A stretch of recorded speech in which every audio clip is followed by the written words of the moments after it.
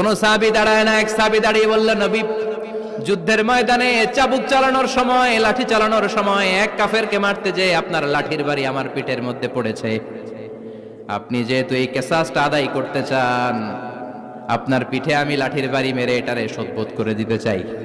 বিশ্বনবী বললেন, ওমর রাখো, এটা বান্দার হক, মিটাতে দাও। বিশ্বনবী বললেন, আসো, তুমি এসে আমার পিঠে লাঠি দিয়ে চাবুক দিয়ে বাড়ি মারো। সাহাবী বলে, ও নবী, তখন দুর্ভিক্ষের সময়ের যুদ্ধ ছিল, আমাদের গায়ে জামা ছিল না। যখন আপনি আমার চাবুকটা পিঠের মধ্যে মেরেছেন, আমার পিঠে তখন জামা ছিল না।